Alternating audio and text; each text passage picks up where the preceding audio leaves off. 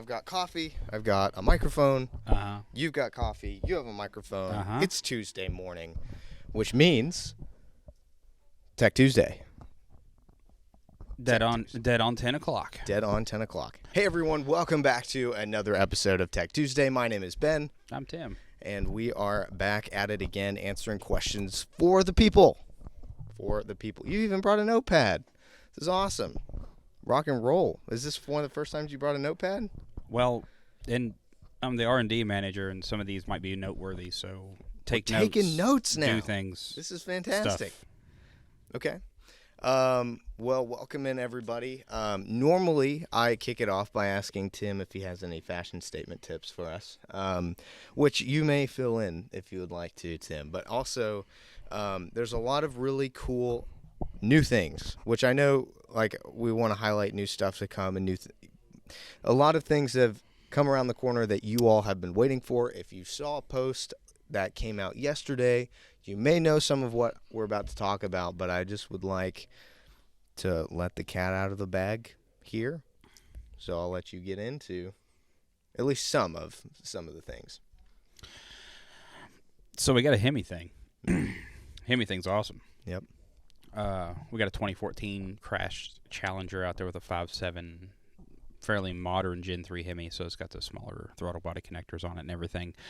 Yep. We come up with a system that works on that. We heavily modified a Jackpot and harness and such, and it fits very well, but it runs like an absolute champion. Mm-hmm. So our HEMI platform, I don't know, it took us about 4 months to really develop and test and poke, prod, and fiddle with to get the timing just right, to get the fuel just right and everything. So now we have a Jackpot HEMI. Yep. For the people. Yep. The most affordable on No, the it's market. crazy cheap, even with the intake and everything, and the intake's nice. Yep. It's still sheet metal intake, but Stay tuned. we went on from the factory intake, and it ran pretty good, and then we took that off and put our intake on. Yep. It ran even better. Yep. So our system doesn't control the little variable runner valve in the intake and all that stuff. So because we just have a huge amount of people that run the aftermarket intakes. Mm-hmm. It'll work with the late model Gen 3 HEMI throttle body drive-by-wire with pedal. The earlier one, it'll work with the Jeep one, weirdly enough, because it's the same thing. And you can even put a GM one on there. The GM throttle body doesn't fit our intake, but a lot of people are using the aftermarket intake that is dual-drilled for a LS3-style flange or the HEMI-style flange. Yep. So we opened up some opportunities for our Mopar people out there that want to Let's go. party. Yes. Second bit of news, we did on the last Tech Tuesday do a bit about the PDM. We're going to be actually releasing that to the general public. Collected some more information, making some final tweaks, but I mean, it's a product that is strong and coming and awesome. So you'll be seeing, about the time you start seeing videos that we're making about it, you should start seeing it on our website. It's neat. Yep. I got a pretty good schematic about it this morning about some stuff I want to change, but I mean, I don't think I really need to change anything on it. It does its job. Might add an extra fan to it or something, who knows. Yeah. What was the other thing? There was just like another thing. Oh, Dakota Digital. Ta-da! So Dakota Digital is finally here. That's huge. The people, y'all, been asking us to work out a deal somehow to make Dakota Digital work with our stuff. Yep. Anybody that knows CAN network stuff knows that every company has their own proprietary data. That means it's encoded differently. It's a whole thing. It's not like the same thing as your OBD2 in your car with a slow diagnostic port. It's a whole different gig. So we got with them, made a little agreement, did a thing, shared some data. They developed a module, plugs in, went back and forth with engineers for months and months, and it's out on the market. Yep. It's like $125, I think, on their website, something like that, but that's cheap. I'll just link it here. So if you want to go... Right in there somewhere. It's up here, and it's above my head. Okay, and Ben gets it over his head. I see. That's just how it works. It is how it works. So that I'm real excited about that. They're sending me an example, just a small module and the actual thing itself, and we're gonna make some videos about how to set it up with our stuff. Some wiring stuff. It's all in the instructions. It's all very like push the button, hold the thing, do a thing. It's real easy, but we should make a video about that as well to help our Aces people For sure. out. And it's long awaited. I mean, this has been Oh, talked about for a very, very long time, and it's finally here. I think we've probably talked about Dakota Digital almost once an episode. It probably averages out to about once an episode at this point. So, Oh yeah, yeah. It's awesome. It's not a hard thing. It's just a time-consuming thing that takes a long time to coordinate these kind of stuff between two companies, because there's a lot of handshakes that go on there, and I'm just really happy that we could do it for you. We're very excited to partner with them, and we're excited to see what you all build with not only Aces stuff, but incorporating the Dakota Digital dashes as well. So one thing I will say, and I'm just not super familiar with the whole line or gamut of Dakota Digital products. They got some cool stuff. I know we are working on a fuel level sensor or / gauge for our setup and display. Mm-hmm. If Dakota has one built into their setup, will it still read that as well? Yeah, if they got one that's already populated with the gauge, and there's like an external wire for it and all that other whatnot, because there's some of those modules that, they all plug in and talk to each other, but they'll have different various things like fuel level in there. Yeah. When we do it, it'll be, we'll just have to very lightly touch base with them about the CAN data, about what's expected in theirs versus, what we can do with ours. And it'll just be another thing, just a real lightweight conversation between engineers, and be like, oh, by the way, this works now. Yep. Well, how do you say that, Ken? Malinich 6275? Something like that. Something. I mean, that's really jumbled up there. Say, hello, gentlemen. I have an early Gen 3 Hemi with a 545 transmission and a 98 Dodge Dakota. Currently, it's running stock ECM/TCM and the older swap harness. I just installed a larger cam with factory ported heads. I would love to be able to run Aces for obvious reasons, but I have an older 32-tooth tone ring. Also, what about the trans control for a 545? Anything in the future? For now, I'm struggling with trying to tune the stock ECM with another company's software and plugins. Been there. And as I don't have anyone local to me with the knowledge beyond LS tuning from who, they are all scared of Hemis. Don't be scared of a Hemi. Also, I'm pretty sure, unless I'm absolutely crazy, you can just change the tooth. I think you can put, because I think the bolt pattern's almost the same too. I mean, I know I've bought a few of these things, but you can swap it over to a 60-2. You should be able to. The connectors may be a little bit funny. You might have to do something tricky there. We don't do the 545 trans yet, but we are working on Hemi trans stuff. I've been collecting a lot of data, doing stuff. I have a few personal 46 and 47 RE trans chilling, which a lot of when it comes to the 545s, you end up with, it's just a different generational thing. It'll probably be Ford transmissions that come out before Mopar. Well, yeah, because they're stupid easy. Yeah. It's crazy. But the thing is, like, just so you guys know, we're working on expanding our horizons on transmission related stuff. I mean, it's a whole piece of my life that I'm giving away on this for AOD, AODE, 4R70W, 46RE, 47RE, and anything else, and future projects. Yeah. Don't forget about those. But yeah, when it comes to the 545, it's got an extra bit of housing on it. But it's one of those deals where, we're not doing that yet, but we're looking at it. You should be able to. I'll do your research to make sure, but you should be able to change out that 32-tooth tone ring and sensor to a more modern application. Yep. But that's just one of the things we kind of run into. It's neat. If you do, I'd like to see pictures. Yeah, absolutely. I love pictures, but I kind of want to get an older Hemi and then modify it appropriately and throw it in something. That way I can just make a pretty decent guide on, if you're doing this with our system, you'll need to change these things. This is a good way how to do it. Next question comes from Trevor Howard 6115. He says, can you run a flex fuel sensor on the Jackpot system, or would it be better to make two tunes? One for the 93 and one for E85.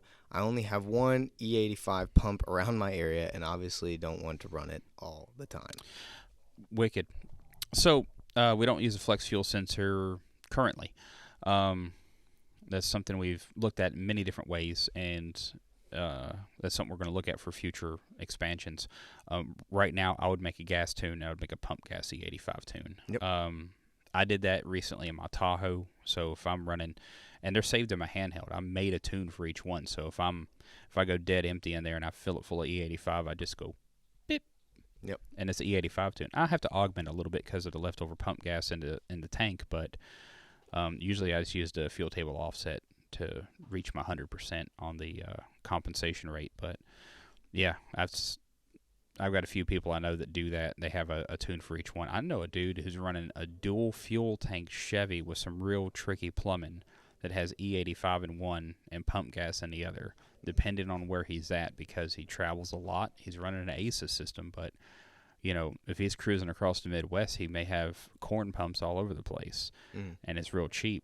But pump gas is crazy. So, but if you're cruising through Tennessee, it's very selective of what you can run. So he has a dual system with dual tunes in his handheld on a Killshot with a dual tank box Chevy. One little X, big X, GR8, 1X, little X.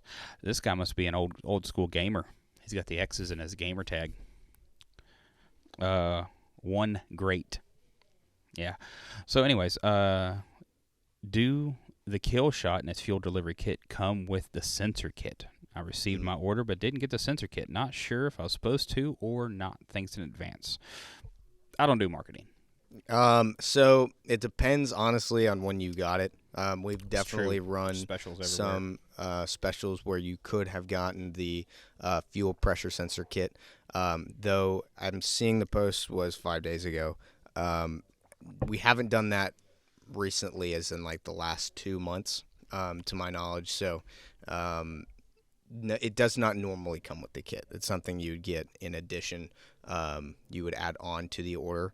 But there have been times, depending on when you purchased your kit, where we've ran a fuel pressure sensor or a -6 AN or an AN wrench promotion, but not normally. HEMI _DZ71. When will the PDM be available on the website? Exclamation point, question mark. Yep. Honestly, that is you. I don't know. Oh, me? Yeah. Oh, shoot. Well, it's an early development. We should be having that out, I'd say in the next month or so, because we're doing like the final stages. We had a couple working examples. Yep. They're awesome, by the way. Weirdly enough, I'm probably going to make a video about that even before we do a release, but the release on that should be before the end of the year. Yeah. They're going to start going out with systems at some point. I think we're going to modify some wiring harness selections, all kinds of interesting stuff like that. It is a game changer in the sense that I was looking at the circuitry for it this morning, and with how we have it built on the PC board, there is a lot of protection built in there for all kinds of wild stuff. If you want one switch 12 volt in, but you need more than one out of that thing, it gives you 3. So it goes in one, filters through some chipsets and a few things, protects a lot of things, and then it has 3 options out. You can turn on 3 different things with it. Yep. So you can turn on the actual ECU itself. You can power up your ignition box. You can power up something else. I think so. The reason why I asked is because you work with all of those new R&D projects on the daily. Yeah. My understanding is, for those that are watching this show, most things that we are planning to either release or at least say that we're releasing are going to be right around or somewhere around SEMA. So if that's like the goal on that stuff. So there may be some things might be pushed back more closer to the end of the year, but at least from our standpoint of releasing, the goal is around there. So if you're holding out for something or curious to see what else we're doing, I would look around that date or those dates, because that is when we will be really heavily pushing a bunch of other really cool things, not just the PDM or HEMI or Dakota Digital. Let's see, Michael Crippen. 4881. Is there a way to log the knock center frequency level? The knock center frequency level, like as in what that little microphone's seeing? I'm I would say that's in your data logging. I've never actually focused on the knock level stuff. That's something we can do a little bit of a short video about. Actually, I'll just go ahead and take a note and just to give people more information about if you're going to use a knock sensor, how do you use it, how do you tune the thing, what are you looking for, because every engine has a different frequency it looks for and does stuff with. So if you look at one factory motor versus another factory motor, an iron block or aluminum block or V6 or V8 or whatever, or even where they're located at, it's going to be tuned to a different frequency to look for a knock event. Knock sensors are just little microphones. Yep. That's it. So, yeah, we'll do the thing about knock sensor. 1 second. And a text short list. Let's freaking go. Yeah, why not, right? Next question is Peter Finnerty, 6384, says, so you indicated the Jackpot can only have one pressure sensor. For example, fuel pressure or oil pressure, but not both. As indicated before, that pressure sensor will only read either fuel pressure or oil pressure or boost pressure. So, yeah. Well, depending, because the Jackpot has an oil pressure sending unit sensor harness already built into it, and you can do fuel pressure with it, and it does transmission pressure through the trans harness if you're using a 4L60 or 4L80. But yeah, that one sensor you can do fuel pressure with it. You can use boost too, but honestly, I just go by the map sensor referencing. I have a Dakota Digital. This is from what does that say? El Gapo's Truck Farm? Yeah. That's awesome. Yeah. That sounds like a place I could hang out. It does sound pretty cool. The dude's got a K20. I mean, we could party. So, I have Dakota Digital VHX gauge, and I'm looking at an LS swap for my K20.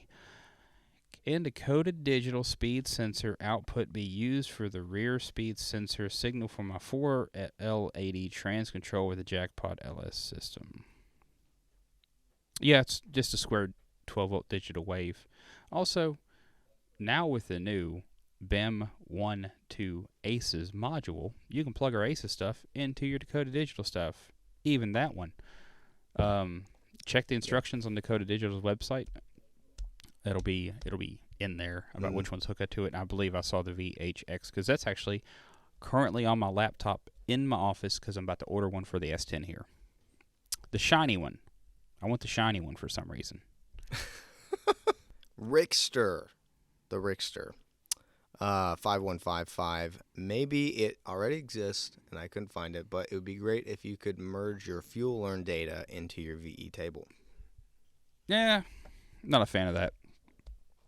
The only reason I'm not personally a fan is because the VE table exists. It's solid. It's great. You can adjust it. You can really tweak it in. The learning table is a multiplying table of what the VE table does. Like if you take the learning data and then you transfer it to the VE table, but it's not blended in any way, you might as well just tune your VE table correctly.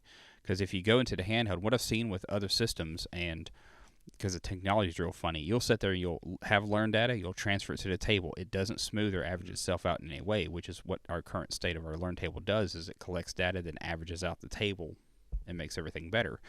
Now, if you send that information to the VE table, you're slowly building a mountain of data. So you'll have one high spot in your table, and then you'll have a low spot. So every time you've sent that data, it actually kind of makes the problem a little bit worse and worse and worse as you collect more and more information. So you can transfer the data to the VE table, but it makes it really messy. So you still have to go back, clean the thing up, make sure it runs good. Otherwise, you'll end up with a bunch of peaks and valleys. But our learning data, when it populates the table, it takes that data, and on a key cycle, it smooths out the table every time. So it gets closer and closer, so it uses it like a bit of a multiplier, like a fuel modifier. Mike Jackson 6941 says, when should you turn the fuel learning off? You should never stop learning. No, when it comes to turning your fuel learning off, the best way I can describe it is when you start it up in the morning and it's good, and you drive it down the road and it just performs flawlessly, and your AFRs are just solid as a rock. Yep. Turn it off.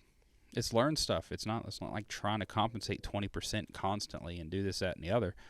You just if it's driving and running good, you could elect it to turn off the loop and learning, and you go into an open loop tune. And just every time you hit the key and start it up, even if your O2 sensor goes bad, it's not going to affect anything. Or you can just leave it in learning. I've done a lot of both. I tell people at shows or over the phone when you're satisfied with your tune. I think most companies that have a fuel learning feature say to keep it on always.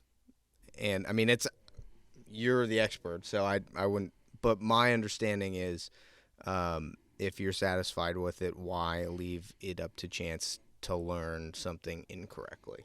Yeah, you get some weird fuel in there. You get a vacuum leak, an exhaust leak. Your sensor goes bad. Your harness falls down on your header and smokes the O2 sensor. All kinds of wild stuff can happen that'll affect your learned data. Yeah. So I like to make sure it's learned good and it's driving good. I'll just turn the stuff off, man. Jam 13210. I just sent an email to tech support with a video showing what happens when I log data. 2248. We will make a video about this.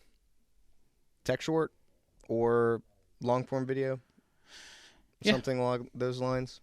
Yeah, I think we need to make a decent video about that, about the different variations, the how-tos, where to plug it in, because our newest tuning software is absolutely phenomenal, and we'll add little tweaks in there, but the core of it is there for the long term. So now we can start making dynamite videos about everybody seems to like this, or tuners like it. There may be some things added in, which we can make supplemental data or videos about down the road, but now it's time to start that line of videos. I think I know the answer to this because you've alluded to it a couple times, but would you recommend just doing data logging through a laptop instead of the handheld? Okay. You get the most data. Straight up, get the most amount of data possible. And if your tuner or somebody in tech that's handling a phone call wants to see, like, hey, log that for me, do try to go with the laptop option, because it is going to collect more data for the technicians to see, whether it's your tuner, or your mechanic, or phone tech support. Okay. So I just wanted to throw that out there because I know it's been said a couple times, but we never just said it. So, yeah, man. Keep sending suggestions. Keep commenting suggestions, things Huge. you want us to see and do, and products to make, and all that whatnot. Because we're always game to look into some things. I've got a lot that I'm doing that you guys are going to see in 2025. And a lot of that is driven from the comments and the suggestions that people make. Yeah. If nobody gave us suggestions, we'd have the same stuff we had 2 years ago. We'd be selling it, people would be using it, it'll be fine, but we wouldn't advance anything. Yep. So we need those suggestions. Or we'd come out with something that nobody cared about. Yeah, we'd make something that nobody actually wanted. Yeah. So that's huge. Yeah, absolutely. There's great ideas we've had, just like looking into the market, asking some certain individuals about this, that, and the other, and it's like, oh no, that would spend $100,000 on making this one thing, and nobody would ever buy it. All righty. Well, thank you everyone for tuning into this episode of Tech Tuesday. If you liked it, please feel free to leave a like down below. If you have any questions about Aces EFI or EFI in general, please feel free to leave a comment down below. Point others in our direction if they're thinking about switching to EFI.